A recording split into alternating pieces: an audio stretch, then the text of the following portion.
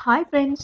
దంచి కొడుతున్న ఈ వర్షాలు, చలి కారణంగా జలుబులు, దగ్గులు వద్దన్న ఏజ్‌తో పని లేకుండా అందరికీ వచ్చేస్తున్నాయి కదా! ఇలాంటి టైంలో తక్షణ ఉపశమనం కోసం మా విలేజ్‌లో నూరి కలిపిన రసం చేసి మాకు వేడి వేడిగా తాగమని ఇచ్చేవాళ్ళు. అది ఎలా చేయాలో చూద్దామా? ముందుగా కొద్దిగా చింతపండుని వాటర్‌లో సాల్ట్ వేసి 10 నిమిషాలు నానపెట్టి, తరువాత పల్పు తీసుకొని పక్కన పెట్టుకోవాలి. ఎండుమిరపకాయలు, తెల్లగడ్డలు, జీలకర్ర, మిరియాలు తీసుకొని వీటిని బాగా నున్నగా వాటర్ వేసుకుంటూ పేస్ట్‌లా గ్రైండ్ చేసుకోవాలి. మన అమ్మమ్మలు, నానమ్మలు ఇలా నూరి వంటలు చేసేవాళ్ళు కదా! అందుకే వాళ్ళ వంటలు చాలా రుచిగా ఉండేవి. హెల్తీగాను ఉండేవి. మీకు ఇలా నూరే వీలు లేకపోతే మిక్సీలో కూడా వేసుకోవచ్చు.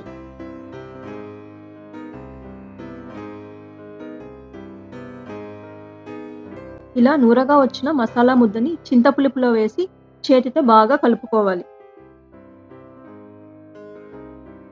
స్టవ్ ఆన్ చేసి ఈ పులుపులో ఉప్పు, కచ్చా పచ్చాగా దంచిన తెల్లగడ్డలు, కరివేపాకు, పులుపుకు తగిన వాటర్ వేసుకొని మీడియం ఫ్లేమ్‌లో వేడి చేసుకోవాలి.